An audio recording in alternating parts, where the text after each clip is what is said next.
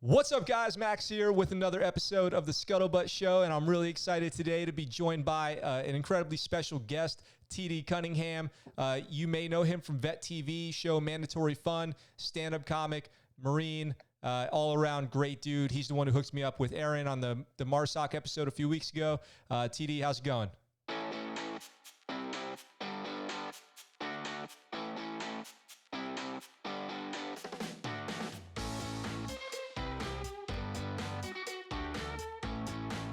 Doing great, man. How's it going?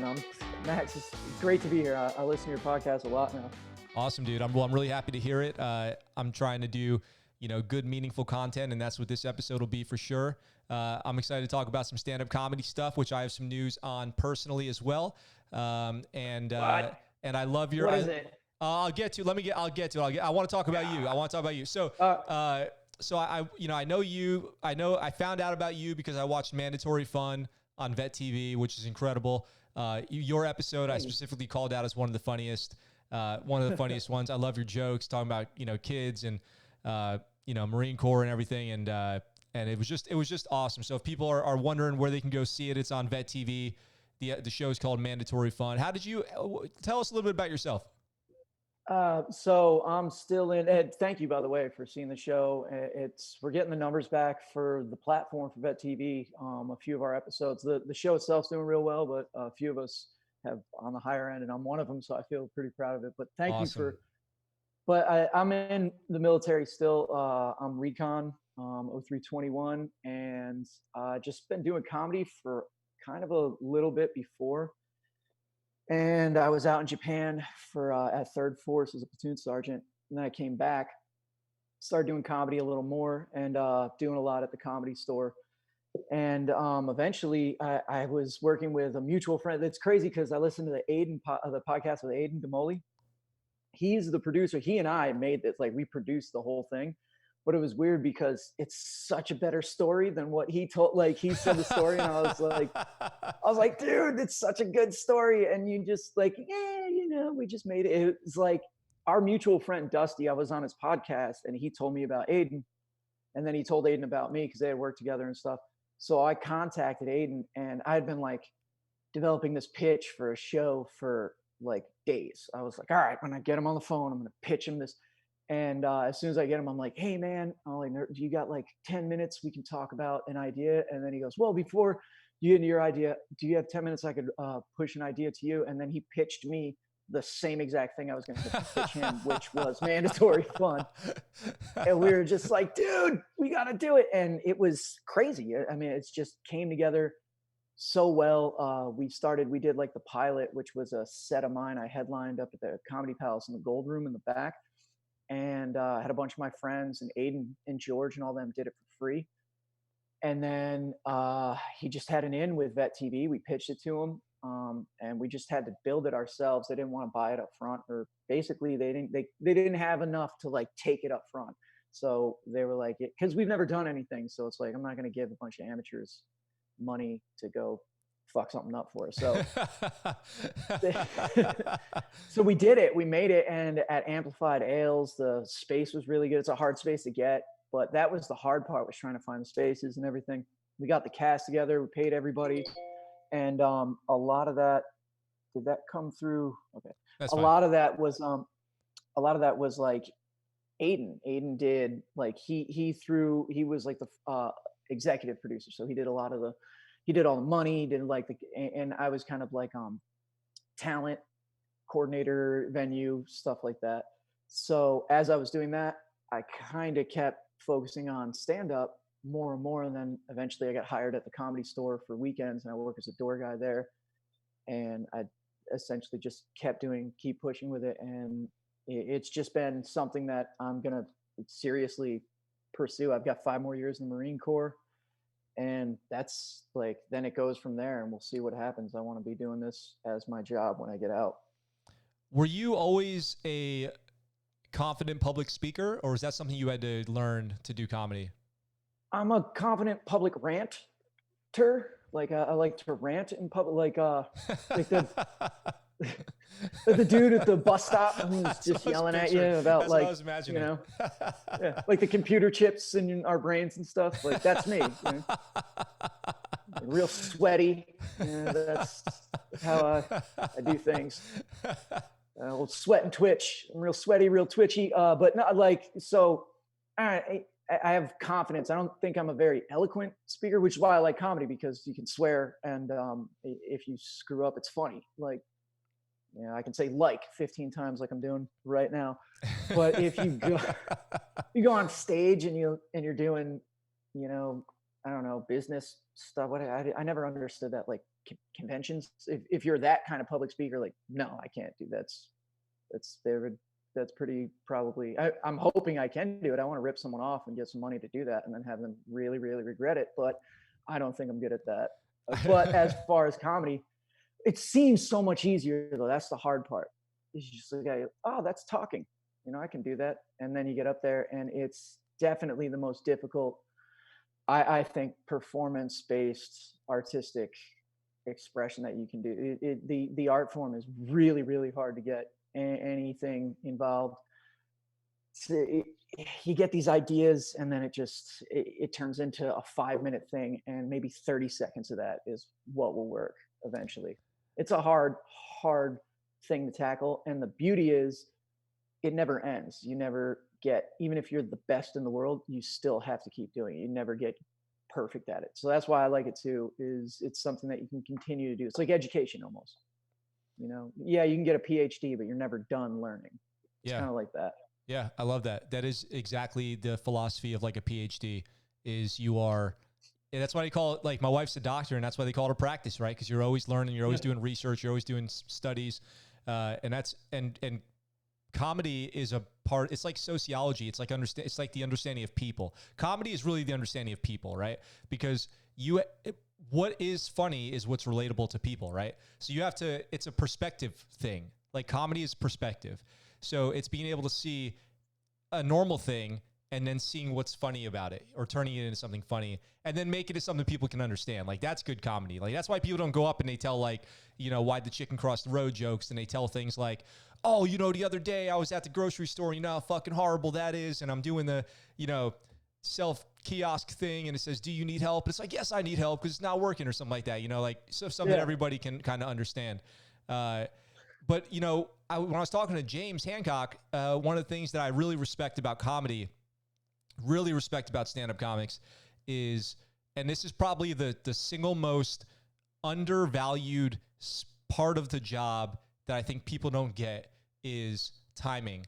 And I don't mean comedic timing. I mean understanding how long you're going to be up there and and understanding how long your set's going to last and when your jokes are going to hit so that it wraps up at the right time. Because when you're at a comedy club and they give you 3 minutes, that's it, 3 minutes. And then when your light comes on or whatever it is, like a lot of open mics, 3 minutes, 5 minutes, whatever. Yep. The Comedy Store, I think the first time I ever did it, there 3 minutes, right? So the light comes on, you gotta finish, and or else, you know, you start. That's like a bad reputation thing. Like you cause a problem, or like you never get the joke out. And a good comic will go up there, they'll hit a 20-minute set, 10 minutes, 15 minutes, whatever, right at the time.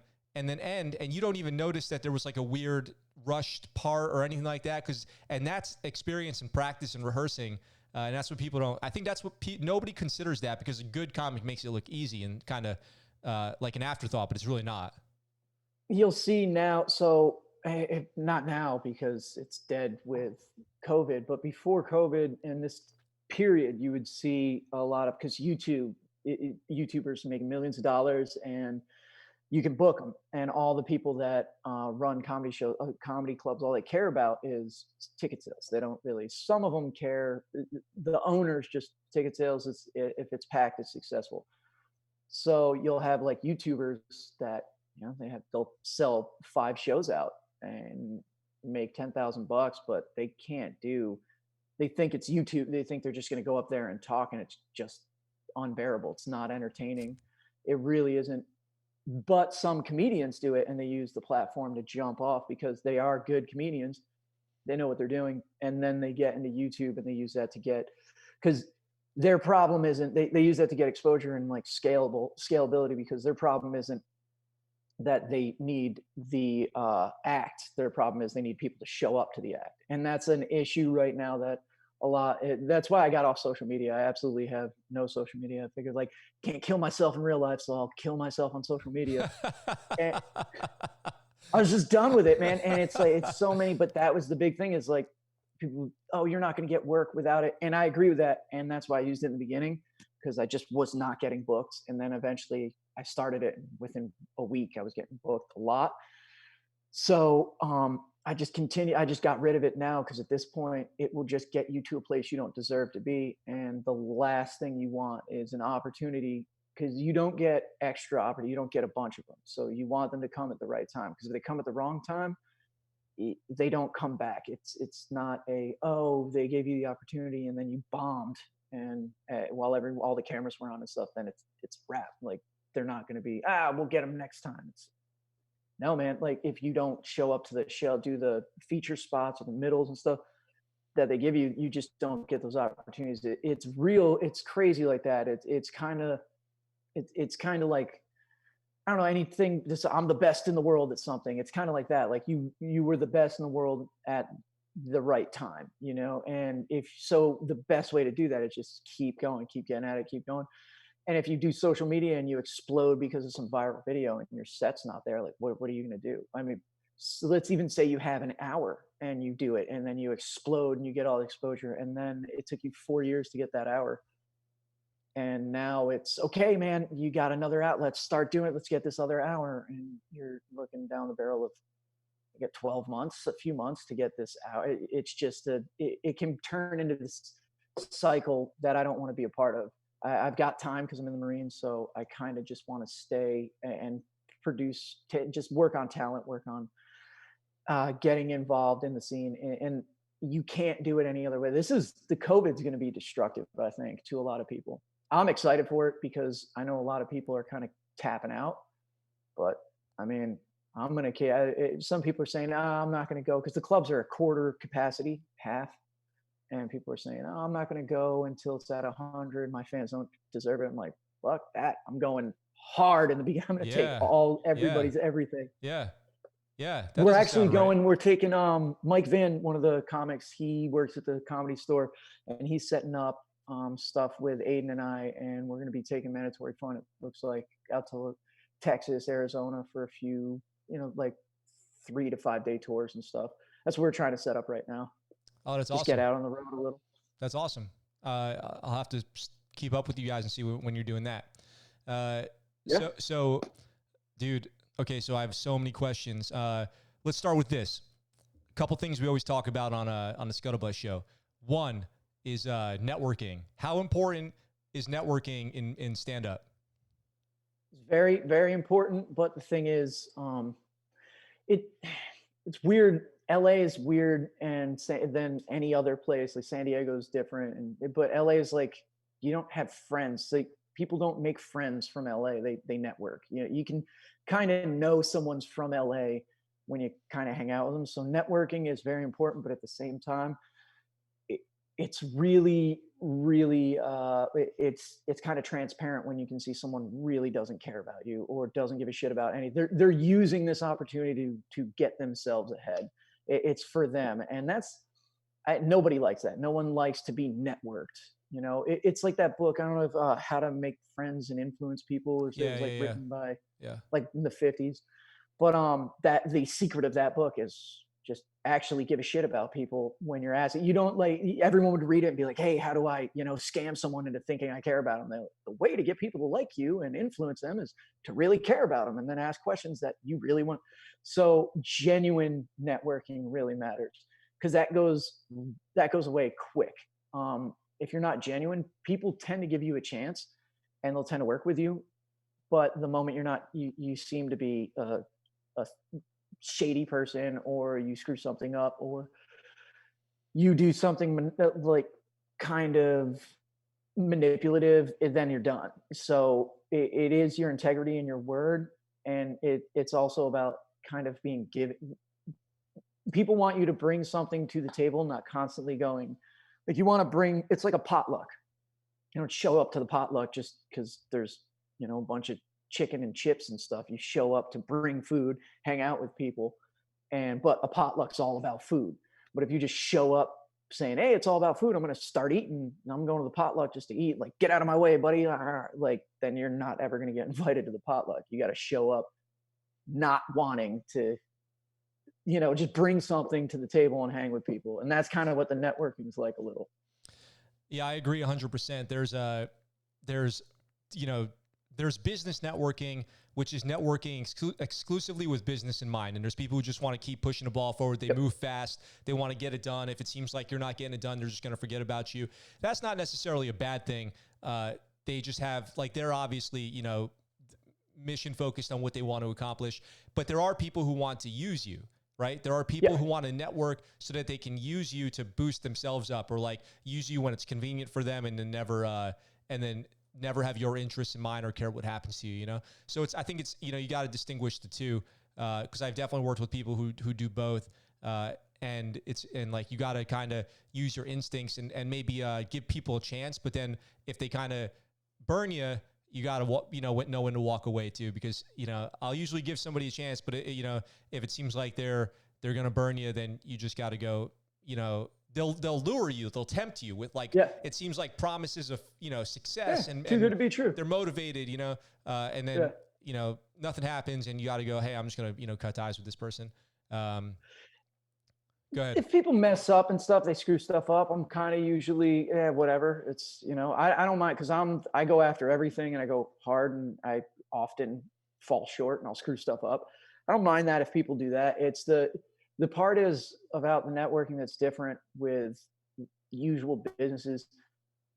This is it's real personal to people. It's their art when you're networking. Like, if you're a producer and you're dealing with a creative products that it's that person is taking it very personal, and everything is personal. How much are you paying them? Well, how much did you pay this guy? Oh, you're giving me $50 less, and that's disrespectful. You don't respect my art. You don't respect me. Fuck this, I'm out.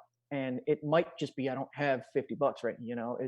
It's everything's real personal when you tie into your art, because it's, especially with comedy, it's who you are. You decide to be, in the beginning, you're just like, I want to make people laugh. I don't care. I'll say offensive stuff. I don't care if I make half the room upset. I just want to hear laughter so I can be validated. But eventually you start having I know this would be funnier, but that's easy. So I'm going to take it here because this is more me. This is who I'm trying to express. And then the other half of that is when you start dealing with people that are kind of shady, which a lot of producers and stuff are. They'll be manipulative, and it's just when those two things kind of clash, is that when it becomes a problem.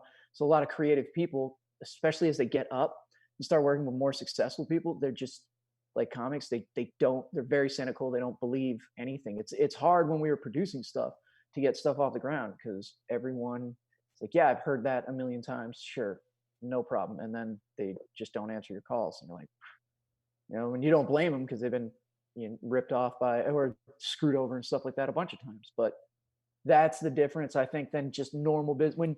When you're working for a company, unless you own the company or you started it, then it's very personal to you. But if you're just some executive vice president of marketing for a corporation that's been around for 100 years, and you've never even met the family of the owner, it's not that the only thing personal to you is, if I lose my job, my family doesn't eat. Besides that, it's not like I'm getting offended because of how, like, the intricacies of how you're treating my products with your negotiations, which it is very much when you're dealing with a creative product and the person who created it. That's the hardest part of the networking.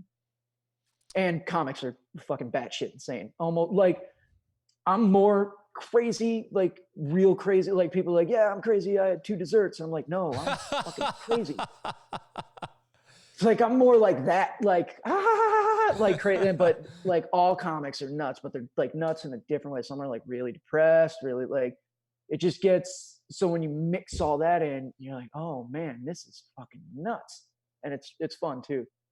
So, but one thing I like about it is, there's been so many times I've just been standing around like, oh my God, how is this happening? There's like professional wrestling match with a dude dressed like a clown with a tack in his head and like bleeding out, and you're just standing there like getting paid to be, and you're like microphone in your hand, like I can't fucking believe this is my life, and then you just go out and start. It just gets insane. Like it just keeps going. You end up in crazy places. Yeah, it seems like it'd be a fun environment because when you see comics up there, like so many different personalities and people who are good at expressing what they're thinking in a funny way, and you put all those big personalities together, I can see how it'd be pretty crazy, and how you have to be a little crazy to fit in. What was your first stand-up experience?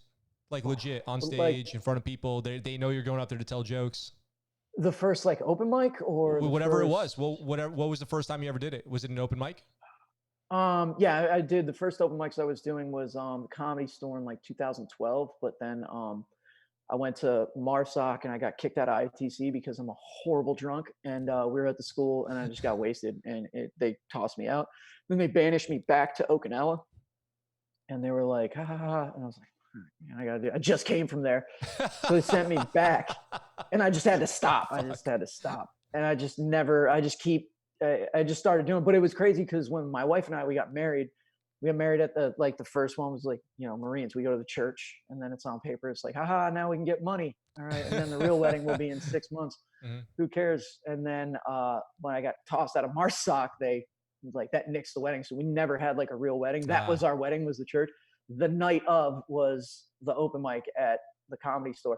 And I wasn't a serious comedian, but I was like, all right, sweetie, Mrs. Cunningham for the first 12 hours. I'm going to do stand up, and then I'll be back in 3-4 hours. And then she's like, it's our fucking wedding night. I was like, it's not a real wedding night, just legally. And then, but I wasn't even like committed to comedy. It was just like, it's what I'm doing. You got to go to the mic. So I'm going to go to the mic. And then when I left, we came back. My wife got diagnosed with cancer over in Okinawa. Man. We had to come back. Yeah, she went. She's like in remission now. It's been a few years, but she went through the whole gambit and everything. And when that was happening, I was just thank you, I appreciate it. It was just working. I was just working a lot, hanging out with her, taking care of this kid, taking care of my son, and then we were just at just living, just trying to live. And my unit was real cool about it. Where I am now, which they worked with us a lot. But then we as that started like fading, I just had to work because she wasn't working. I had to take on extra. San Diego's expensive, and we had to move like last minute across the country, and it was a few days before Thanksgiving, and just getting a house Thanksgiving in San Diego, it's just everything costs so much money, so I was constantly working. Eventually it just was like I was driving for Uber, and I just said, I'm out all the time at night, not sleep. I was like, fuck this. I'm just going to go to open mics, sit there, not drive for a night. I would drive for Uber, then I would like stop for an hour and then go sit, wait, go do a mic, and then get back in and then drive home, come home like 2-3 o'clock in the morning. I would just do that on the weekends. And then eventually you start getting better and better, and you start deciding where you want to go. And probably the biggest one was the American Comedy Company in San Diego is where I started. I got my first job in comedy there. But we have difference. I'm never allowed in that building ever again. And we have differences of opinion. He's way crazier than me, the owner. It's not my fault. It's kind of my fault, but mostly his fault. He's like a horrible, horrible human being, like Satan, but he is a batshit insane. So like we kind of, because we're both like crazy, doesn't and create. It's like so. But it was a great experience. My favorite club, favorite play. That's what I miss a lot. But then I got into the Comedy Store because that's the one everyone's trying to get into out here. Yeah. Just somehow get into the comedy, and I love it. I love working there. They've helped everything we do. They never don't help, but they always protect themselves. And they're always making the right move. Like you work with them, and you get upset because they say no, or that, and why am I not on stage? It's been 3 months since I'm working the door. Why 6 months? And then you realize, oh, that was exactly the right decision, and I would have destroyed myself if I had it my way. They were saving me from myself, and they do that constantly. And that's a great place to be, is the Comedy Store. I like San Diego too for comedy. People kind of shit on it a little, but honestly, I don't think LA, everyone's like LA or New York. I don't think those two are remotely close to each other. LA, everybody's trying to do commercials and like comedy, and it's like one of the 15 things they got out there until they become, a Power Ranger or whatever. But that's New York is comedy. Like you go to New York, if you go to LA and from San Diego, you're like, oh wow, all right, it feels kind of like the big leagues, but it just feels like another notch up. Except the Comedy Store is its own, or like improv or something. There are places that you go to and you're like, oh, I get it.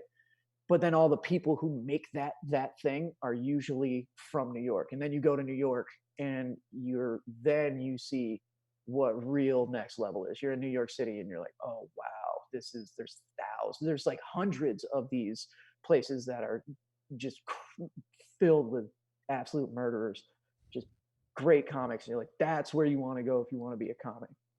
Personally, but I like San Diego because all those places that great comics are, can't get any time. LA, you're waiting 3-4 hours to get a minute on an open mic, and you usually got to pay like $5. Like San Diego, you got to wait, you got to pay your dues, you got to grind, you got to make friends. But it's great here, I think, to start, and you can go up to the next level, I believe, from here. But a lot of people disagree. They kind of use San Diego as a stepping stone, and I kind of want to, who knows with COVID, but I kind of wanted to help be in any way I could to make San Diego its own thing, a place where you could like live without having to go. You could be a professional comic here, a professional entertainer here. It's hard in cities like this, though. People don't get, like, you look at like New York City, places like LA, artists are poor. There's no real poor section of San Diego. Like they have rent controlled areas. Like once you just kind of gentrify an entire city, like your art goes, when then it's just fucking cover bands and jukeboxes. Like you'll have like Dave Chappelle or Michelle Wolf come to this theater or the football stadium. Like you can get U2 or something, but you're not going to get the bands that come alive, because they're stealing cans of beans and shit, and living 15 to an apartment. You just can't. It's hard to do that. It's a little easier as a comic, and there's some of that going here, but there's not as much co-ops and stuff like that you see in other cities. And that's the important part, I think, that builds a real artistic community, and that's what comedy is. So. Let me say one thing real quick, which is about your wedding night, going to do the open mic. You know why I love that? Because you had so many good reasons to not go do it, but then you still did it. You know what I mean? I think that's the type of person who's going to be successful. Like when you had, it's not admirable though. That was the wrong thing. It was the horrible, wrong piece of shit thing to do. Well, but but you know what though? Really successful people do those things all the time. Okay. So you have to make the decision. Okay.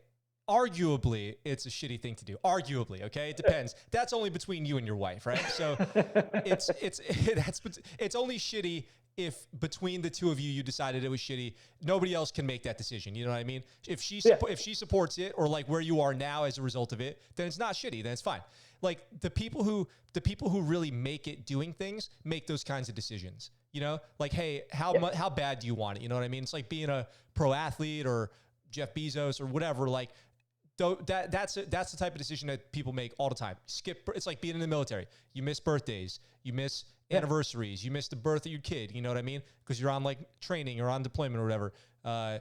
How dedicated are you to what you're doing, I guess? And then what are you willing to sacrifice on the path?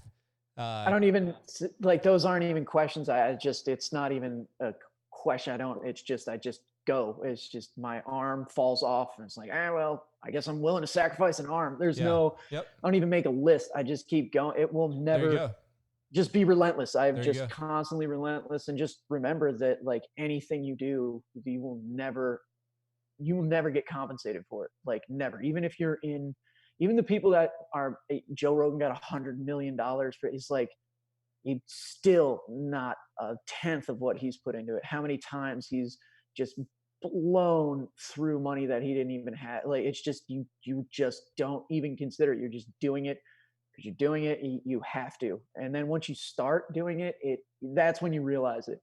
And a lot of people kind of want to do comedy or something, anything. If you want to do something because you'll look good, or there's this success, or you should, or I have something that it's hard when you're like, why do you do it? And if you can answer that, then you're probably not going to be successful at whatever it is you're doing. If you're like, have a real list of like, I do this, and it's like, okay, because that what happens when it doesn't come? What if all those things that you want don't show up until, especially with comedy, you're going to be, you just like a decade of just poverty, and you just constant.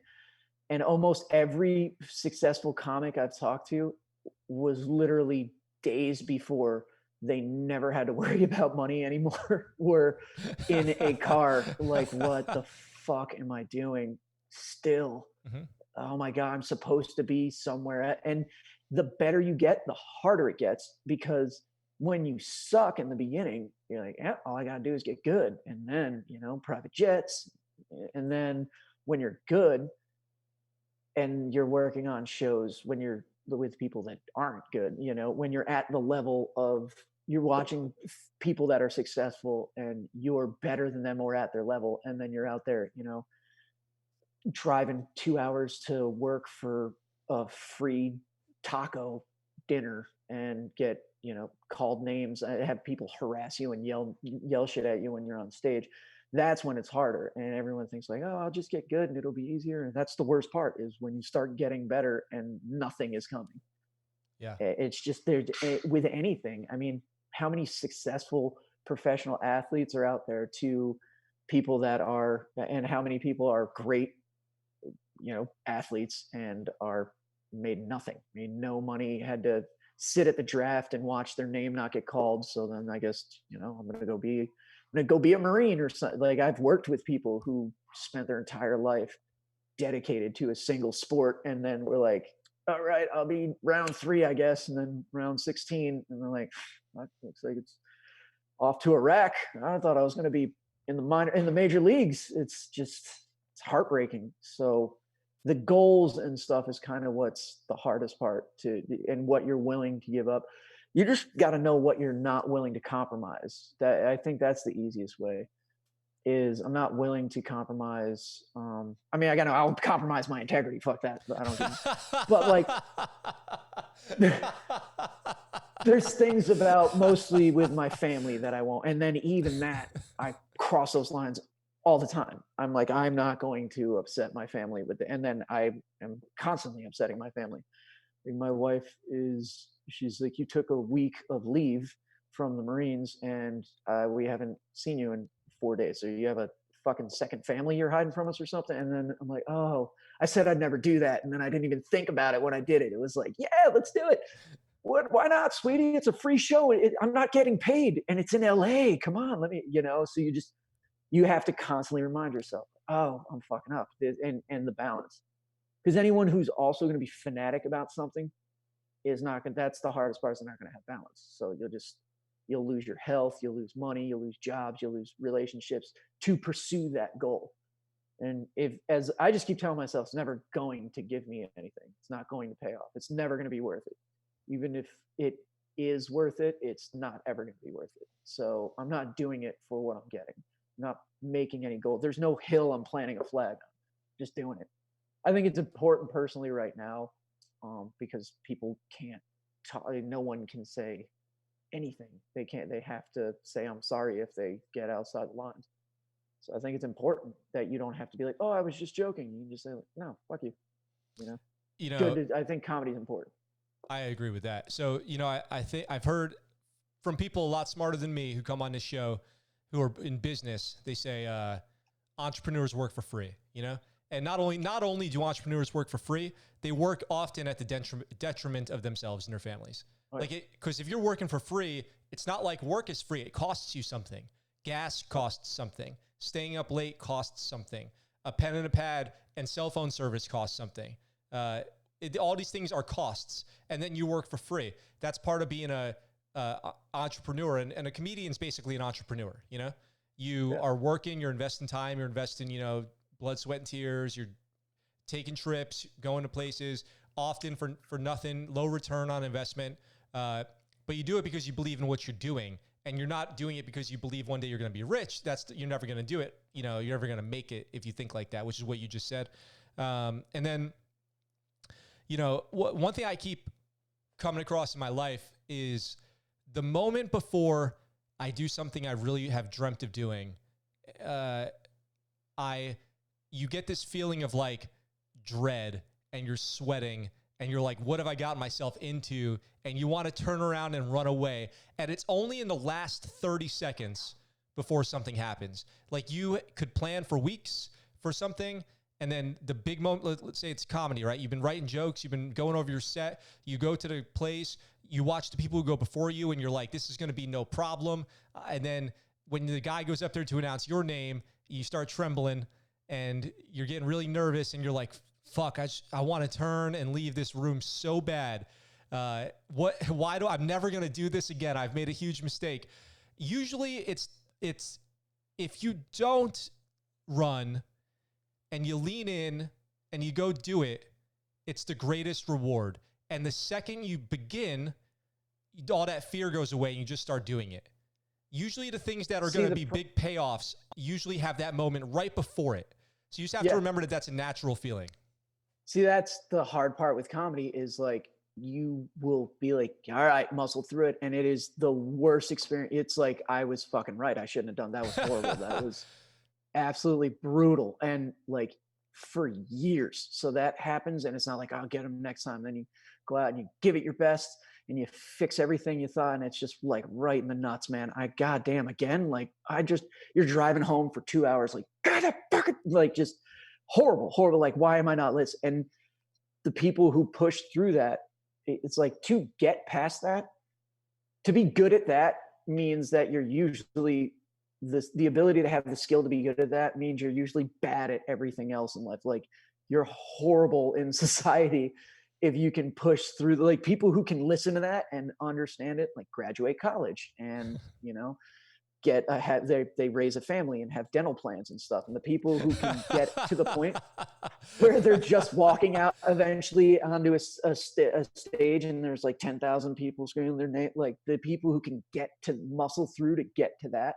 are horrible at all the other shit. And it's like, if they don't get to that point, usually they're just not who you want to be looking up to in their 40s. Like, you don't see, like, the lead singer of Motley Crue isn't someone like, if he didn't make it to, you know, Vince Neil didn't make it to Motley Crue, he wouldn't be somebody like, yeah, that Vince guy, man, I really want to be like him. You'd be like, Jesus, dude, where are your teeth? Well, still. And yeah, no, it is specifically with a lot of, because you look at it, there is a reward, but it's never there, like right there. And that's the hardest part about it is we have this idea, and it's kind of like when you see your friend who's a dick and he wants to not be a dick anymore. And he's like, oh, I'm going to do the right thing. And then someone's a dick to him. And he's like, I'm not going to be a dick. And then he does the right thing. And everyone's like, and then he gets like slapped in the face for it. He's like, never again. I'm always a dick. Fuck that. It never works. It's like, you have to constantly, even though someone is just right in your eye, you just got, and then the big reward comes eventually. And I found that the biggest rewards come when you're usually trying to get other people hooked up. Like, everything in comedy started getting better for me when I was looking at my main goal being trying to bring money into the scene in San Diego. Like, just getting people. I was just sitting there for a while and you just did everything for free, and you still do. Everything's just like free, and then eventually, like, someone will get, you know, like a free beer or 10% off of an entree and shit. And you're like, that dude just worked a half hour, you give him 10% off. And I would just constantly, so we'd produce shows, independent shows, get people $50, you know, get, anytime I get someone's like, hey, do you know anything, instead of me jumping on it, I'll put a few of my friends on, or I'll get it if these guys can get it. And always trying to get people paid. When we did Mandatory Fun, I was always trying to get people money, just inject money. That idea that, like, yeah, you work for free for exposure in San Diego, and then eventually, you know, in a decade, you can get paid a living wage maybe when you go to another city. It's like, fuck that. Like, that was my goal. When you start doing that, you start getting more results.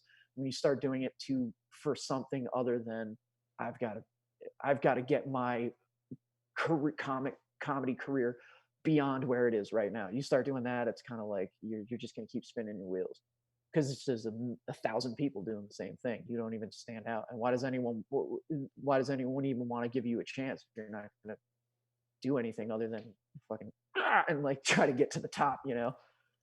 But it any type of like group thing where you can help out, and then again, like it's never going to be, the reward's never going to come when you think. It's never going to come, and it's never over. It's with anything I've ever, it's never over. Like I finished BRC, like ARS is BRC now, recon, and it was just, I'm like, I made it. And then right at the graduation, they're like, hey, you're going to a unit where the school, your greatest accomplishment is the lowest thing. It's the least requirement that everybody has. Like that's like base. They don't even talk about it. That's basement level requirement. And then everybody else has all these other things. You're like, oh my fucking God, it never ends. Like, you know, it's just it. And once you can wrap your mind, I think, around that, but there's a sickness in those really successful anything. Like you see people who are really ultra successful. There's like a little gone balance kind of away from it, you know. I never see the people who are really like, I have my cousin, he's really successful and balanced. So like he doesn't approach things the way that I see other people that are like singularly, they're more successful than him at a thing, but like he is the person whose life you'd rather have. Like he is calm, he's got the family, he's got a lot more like balance, but you know, he has a few less things, or he has, you know, he's not the pinnacle. He'll give stuff away and be like, yeah, fuck that, I'm going to my kid's graduation. You can be the best, you know, whatever helicopter maker in the world, I'll be second best. Like, but some people can't take that. Some people will be like, fuck that. Yeah. I'm not sleeping. Well, and then you get the costs, like we were talking about earlier, the cost associated with winning, right? Like where other things start to slip, right? Yeah. You know, I think what you were saying about you finish BRC, you go to a team, BRC's like you had to get there just to get to the team, and now everyone's done that. Like it's the greatest. You did this great thing, but now no one cares because now all your peers have already done that and more, right? Yeah. But I think that's the beauty of it, though, right? Because if it wasn't that way, like it never ends, right? But I think that's the beautiful thing about it, because if it ends, then it's over, and that would be kind of depressing if there was a top and you get there and then there's nowhere to go from there. The only place to go is down. You know what I mean? And a lot of people lose contact with that. What's really important to them too, once they get past that. Like I notice this in recon a lot. You'll be in a team and everyone's like so proud to be in recon, and then 3 years pass and, you know, fuck this unit, this is bullshit, this is JV, I'll be this, I want to be that. And it's like, and I can't wait, I'm gonna get out of this. This is bullshit. The government, this, that, you know. And it's like, do you remember not even 2 birthdays ago, this was the most important thing in your entire life? Yeah. Like, and now it's you have everything you've ever wanted, and it's still like, this is whatever. It's just, I think that comes from people not looking inward at, like, because failure happens, and people, every time I've seen that, it's usually failure and people not addressing what happened. They kind of just don't honestly say, well, yeah, that was because I screwed this up, I need to lock this up. They don't assess the situation and themselves accurately. So they just constantly like, oh, it's this, it's that, and then eventually it's like, oh, this is a scam. I got screwed over. I got, you know. And if you find yourself like years still doing something and still like, this was the most important thing in my life, and yeah, maybe I thought it was something else than what it is now, but it still is worth it.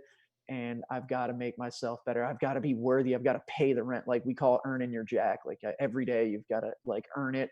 If you're not looking at it like that, if you're not looking at stuff, for me personally, if you're not looking at it like, I don't deserve this, I have to earn everything I have, let alone all the shit that I want.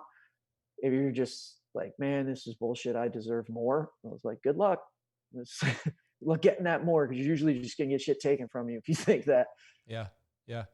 But that idea in America where you, and I'm sorry, but where you said the cost, the cost of things like your time, your energy. Like we get so wrapped around what's on paper, what something costs on paper, and it's always like $300, not 10 hours of work or something like that. It's just, and no one ever, we like scoff at sweat equity. It's like the dude that matters in the house flip is the one who bought the house. But actually, it's that guy couldn't have done shit if it wasn't the dude that was fixing the house up. And most people don't have skills anymore. The most important part of the job, like for Mandatory Fun, for example, the most important part was Aiden. Like his technical knowledge of that, nothing would have happened without any of his technical skills. That's more important than any of the other shit, and there's almost no value to that for some reason. Everyone just doesn't, they just whatever, it's like that internship mentality. Like it's just free. If it ain't, it's like you just get paid and that's it, and then everything else is just a write-off. Well, fuck that. I think that stuff's more important. I'm glad you mentioned that, because a lot of people don't look at it like that. Well, that's a whole nother thing, but on the topic of creative people, as creative professionals grow in accessibility to their craft, what I mean is like a lot more people are able to create high quality videos because the cameras and editing software are more accessible now. A lot of people can start a TikTok channel or a YouTube channel and be comedians.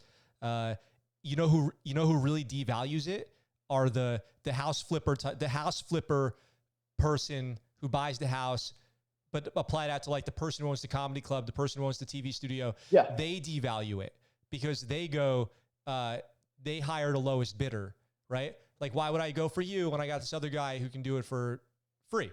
And then what you end up with is a bunch of creative people who are cutting each other without even realizing it. And it's one of the most competitive places to be right now is anything creative, because there's no boundaries to it anymore. It's a shame because it's the only reason that happens from my perspective is that it's because we're supporting a failing business model. Like if you just as a creative, like a comedy club, it can make money, it can be successful, but usually the ones that are successful because of free labor from the comics or because people are like getting ripped off, like those are failing business models. So if everyone was just like, nah, and you got to pay me $50, and if you don't, we just won't, they would just go under. And then a legitimate someone would think of a way to, okay, how do we make money and pay rent, and with the business model of paying them. It's just someone that didn't know how to do business, started creative stuff, found people they could rip off, and they were just like, I have a shitty business model, but I'll make money as long as they do it for free. And I just feel like if everyone just stands, one person stands up, then they just get screwed.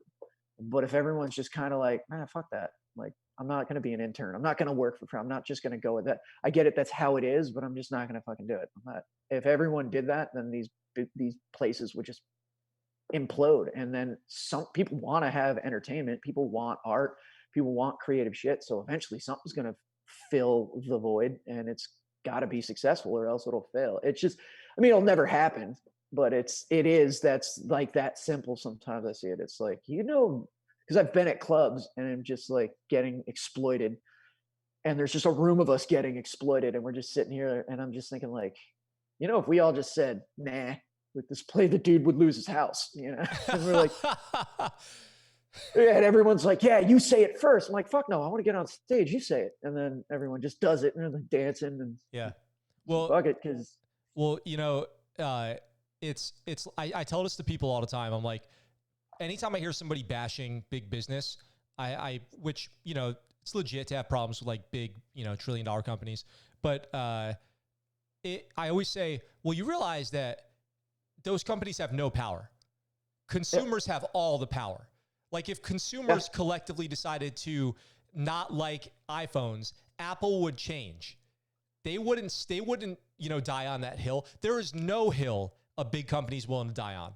Consumers have all the power. They just surrender the power for ease, right? Yeah, for inconvenience. Because just like with comedians, if you boycotted the comedy club, if every comedian boycotted comedy club, yeah, that person would lose everything because they have really no power. They only have the power that you give them, but then you would lose the club. You would have to create your own club or whatever. You know what I mean? So like, that's the question is, do you want to do the work to create a new club?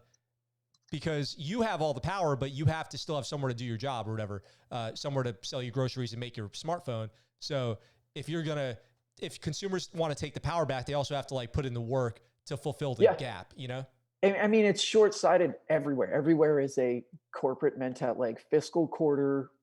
What are we gonna? Let's show that we're up this week. Like everything, it's not. That's all of our society. It's just a short-term sell out. 30 years down the line, pollute that, like just do whatever, just scrap the future because whatever, we'll figure that out when we wake up. But right now, let's figure. And it's just that's the easiest way to fuck right now up is by just focusing on the most short-sighted. And that is how we just do business across the board. I mean, you look at Starbucks is closing places down, 90 days into it. They like almost no business model is able to survive.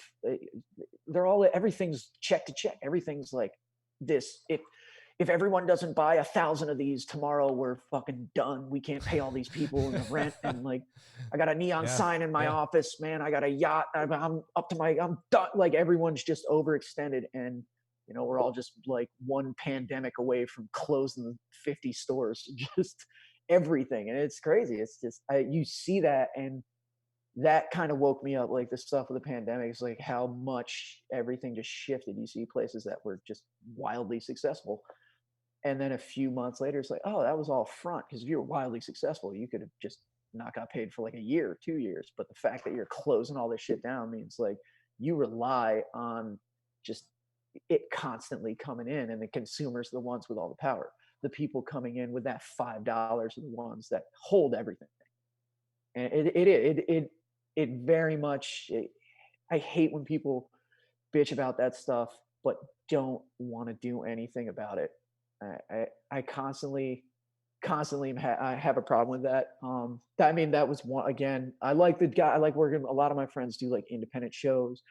We set up the mandatory fund stuff. Like it's just like at Recon, it's that you don't come you come into the schoolhouse or your unit or whatever, and you don't look at things and be like, this is a crappy building. Like, oh well, the government, then hey, you just fix the build. You go get wood, fix the. I'm just friends and around a lot of people who don't ask for permission to just do shit, and they just do it. Yeah. It helps, but when you see it most oftenly in the creative space, it's so there in the creative space. Like you just see the exploitation.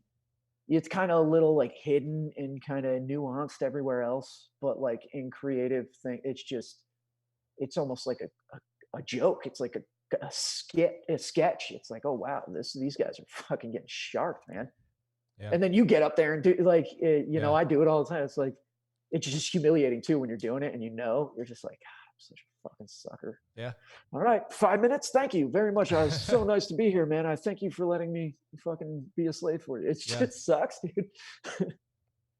But it is nice to see this, like podcast. Like it's insane. Like think about 10 years. This shit just didn't exist. Yeah. You know what I'm saying? Mm-hmm.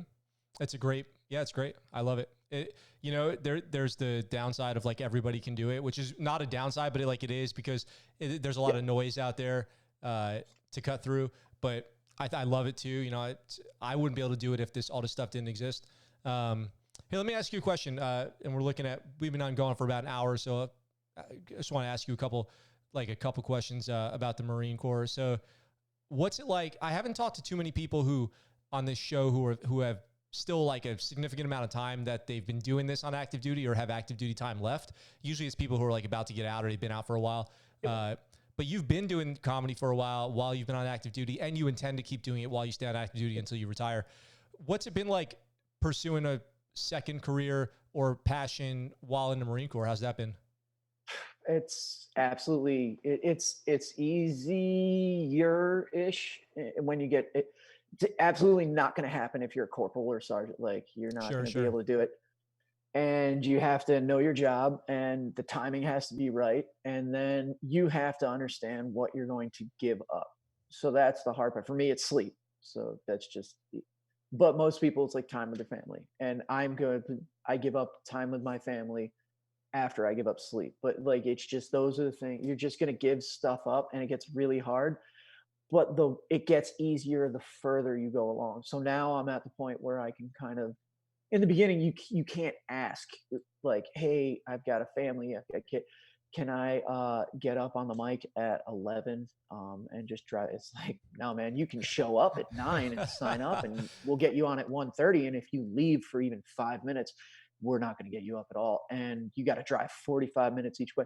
That's There's no way around that. So you're going to have to do it, and you just suck it up and like, the best way is, there'll always be times in your career, just like getting an education.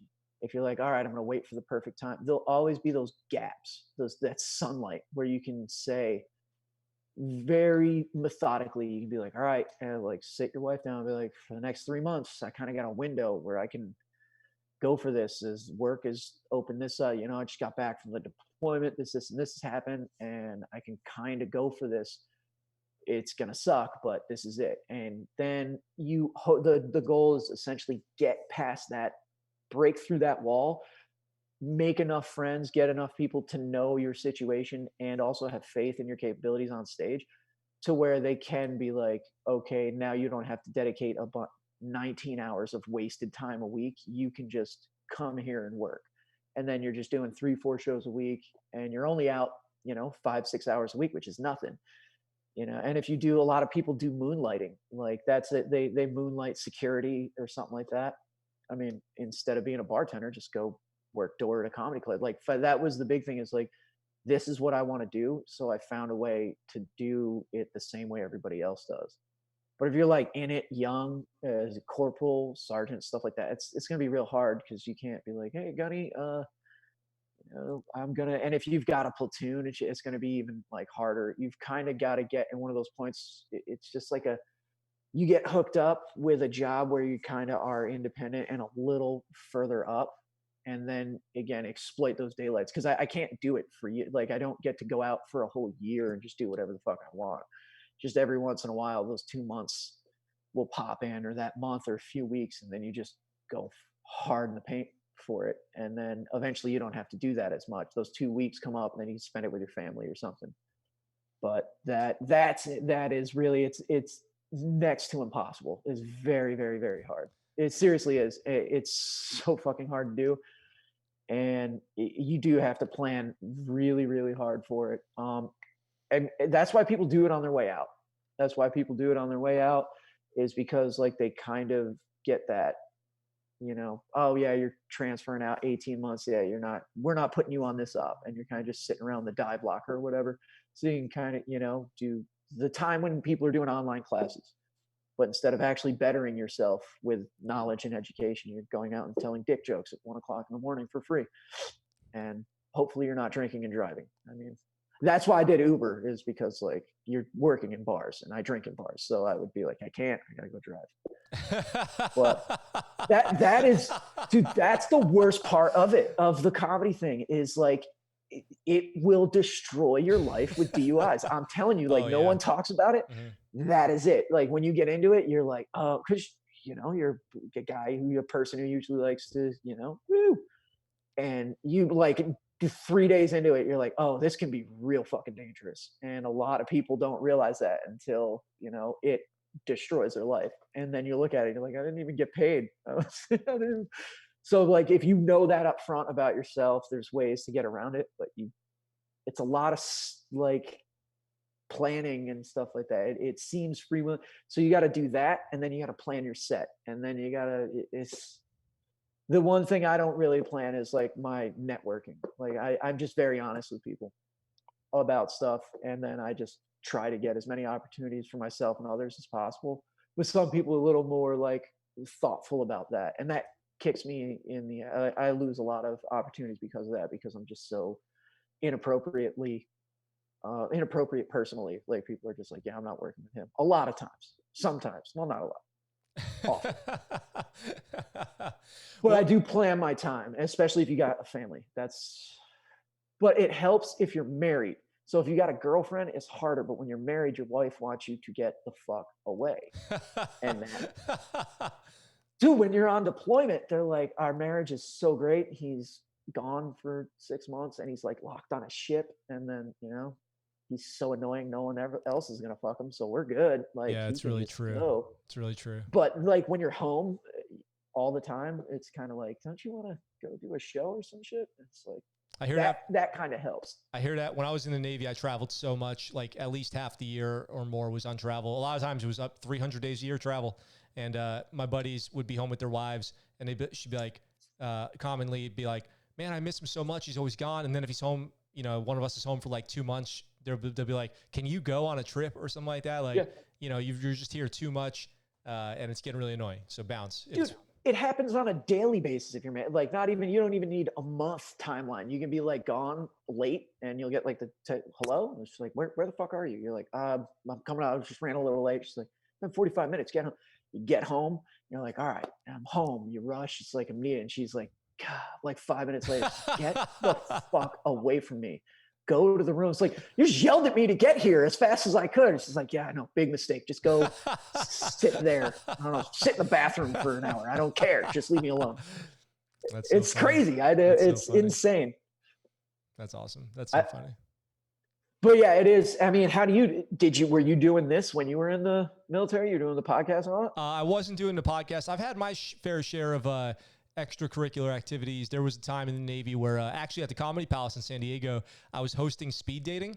So they have speed dating there. And I hosted it for a while I was actually in the Navy. And kind of funny story how that came about. But it was at like the busiest time of my career in the Navy. I chose to do this speed date hosting thing, which kind of just fell in my lap. And I did some like improv comedy stuff while I was in the Navy. And it was like all just while I was single. So like no issue there. That was my own time, like no sacrifices to make. It was too easy. If married now though, if I was working and traveling and then when I was home was like, hey, also, by the way, I'm going to not be home when I'm home because I'm going to go on the road and do comedy and stuff. I don't know if that would work for me. Definitely not in the phase of the life that we were at. You know what I mean? Definitely be really tough. And that's the grind, dude. And I respect the hustle. It never works. It's never a good face. It's the horrible fucking thing to do to somebody. It's absolutely just completely inappropriate. But the part about like where you're talking about like being traveling, that's actually another aspect I forgot to say is like I was on deployment. You have to use that. It's like, it's not like, oh, well, quit. You have to, okay, what am I going to do these 6 months I'm on deployment? And then you have to, all right, I'm going to build my social media a certain way. I'm going to develop a set. I'm going to develop an act and like decide to just maybe shut something off of like, oh yeah, I won't get on stage and perform, but I'm going to set it up. So when I get back on stage, it won't take me, I'll do 12 months of growth in 3 weeks. And that actually was my deployment was actually the biggest jump and boost to my comedy was I did that. I spent a lot of time physically, emotionally, and mentally taking that 6 months to just prepare for when I got back. When I got back, I just shot off and I did a lot of growth. And there's a lot of stuff that helps with that. But I mean, you're probably like that, like me as well. Like you need friction in your life it's never like when this problem is over, then it's like, no, I'm going to go find another fucking problem. What are you talking about? Like, I'm very much like that. Yeah. Yes. Yeah. And that those people are just going to fucking do, they're going to do podcast. They're going to find friction. And if they don't, then they'll just cause a fight with their wife, try to teach the dog something. I don't know. Yeah, it is. I'm very much like that. It's always something. If I don't have something, I'm always starting new projects, to add on. If one ends for whatever reason, like when we moved, 4 more pop up, you know what I mean? Just all these things. So let me tell you about this program really quick, as we get kind of towards the end of our timeline here. It's called, I do know what it's called. I just want to make sure, ASAP. So the Armed Services Arts Partnership. And what they do is they do a stand-up comedy course. So if you're a veteran and you've been thinking about doing stand-up comedy, the Armed Services Arts Partnership website does these seasonal courses. I think it's 6 weeks and then ends in a show. And this year, I just got accepted to it. So I'm going to do it over the summer from July to August. And it's where at? Well, it's virtual this time. So it's all going to be virtual because obviously people can't do a lot of traveling. And I think they do it virtually, but then there's usually a show. So when you do the show, it's live, but the show is going to be virtual this time too. So I'm going to be starting that in July, and I'll kind of be doing follow-ups with each class on the show and kind of on the Scuttlebutt show and how that's going. But stand-up comedy is something I've always wanted to do more of. I've done improv comedy. I've done stage performance, but stand-up's always been kind of elusive to me as far as really understanding it. So, and I love being up in front of people. I'm good when I'm doing the Scuttlebutt show stuff, you know, in public events and everything, no problem. But for some reason, stand-up was always like a problem for me. So really understanding like the timing and the joke writing and stuff. So I'm going to be doing that. It's cool. I'll send you a link to it so you can check that program out. Yeah, definitely. Maybe you could be a mentor or something like that for it. Where do they do the live shows? I know this one's virtual, but where do they usually do the live shows? So if you look on their YouTube channel, they have all the performances from all their live shows from each cohort. And it's always at the DC Improv. So it's out on the East Coast in like Northern Virginia. Dude, that's done. That's out. That's closed for good now. DC Improv's dead. COVID killed it. Dude, just found out like 2 days ago. Wow, that's fucking sad. Right? I found that out the other day. We were setting up a show for there. We were going to go East Coast and do a DC Improv show. It's 22 years, dude. It's not opening. It's closed for good. That sucks. That's sad. That's sad. Yeah, dude. Well, you gotta get going. What's up? Yeah, I gotta get going here. Cool. Probably, like right now. Yeah, we've been going for about an hour and 10 minutes. So let's wrap up. TD, I really enjoyed talking to you. Let's do this again sometime soon. Yeah. And because so much more I want to talk to you about. You're an awesome comedian. You did an awesome set on Mandatory Fun. And can people find you anywhere? Email you or anything like that? I mean, again, I've killed myself on social media. We'll be doing some saved round stuff with Aiden's podcast. I work at the Comedy Store in La Jolla. I perform constantly. And then, I mean, no, not really. You got to just come out San Diego, come see me. But I am going to set up social media back again eventually. I just don't want to run it myself. So I'm just going to have someone else. It's kind of poison, I think, for me. But I do want to be able to get I miss that. I miss the being able to plug something and get reached out. And thank you again for everything you did with Marsoc 3. And thank you for hooking that up. Dude, that is like such a great, that was a great podcast. And he's fucking insane. I can't believe he's doing that bike thing, man. Like, God bless that dude, man. Yeah. I couldn't do it. I couldn't do it. That's good stuff, dude. That's good stuff. And yeah, if anyone if anyone wants to reach out to them, to the USB and all those guys, and I mean, I feel like an idiot because usually this is where I plug myself. But no, we're gonna be doing Mandatory Fun again, another live show at the Comedy Store, hopefully in July. We're gonna hear probably about an hour or so when there's going to be some open dates at the Comedy Store in La Jolla. And then other than that, we'll be announcing some live shows. We're going to go tour out in Arizona, Texas, Southwest, stuff like that. And then we're either doing season 2 on Vet TV, and then we'll be pushing stuff out through Vet TV to get emails for people that want to try out to be in season 2 to get on stage. We'll be holding like auditions and stuff. And then from there, if that doesn't materialize, then we have another show we're going to be doing ourselves. It's going to be the same thing, but a little higher, a little bigger on scale. Sweet. Can't wait. Looking forward to it. Yeah. Dude, I'm glad that you're doing the stuff. I can't wait to see your set, man. Oh, thanks. Yeah, I'll share it. I'll send you some stuff. I'm really excited to get started. So, all right, guys, that's it. TD, Go check him out in San Diego, performing all over San Diego. He works at the Comedy Store. Their open mic nights are Sunday. And is that true, or is it Wednesday? When do they do it? Open mics are dead, man. It's like across the country. Oh, okay. It is. I mean, it'll be back Jeez. up in a few months, Yeah, but yeah. their open mics will be Wednesday usually. But who knows? I mean, we're such in a limbo right now. It's crazy. But All right. yeah, I think the Comedy Store is going to be one of the only clubs that, and Madhouse and ACC. I think like a few clubs are going to stay open, but a lot are going to be shutting down. Okay. But, well, I guess the future of stand-up comedy is yet to be determined. But we'll. What a depressing ending I gave. Oh my God. Comedy is dead. You heard it from TD. Comedy is dead. So if that was one of your favorite the things DC to do, Improv's dead, bro. Yeah. Fuck. All right. Well, dude, we'll make sure it gets started again. Yeah, definitely. All right. Thanks, man. Thanks for having me. Thanks for being here, and we'll talk to you soon.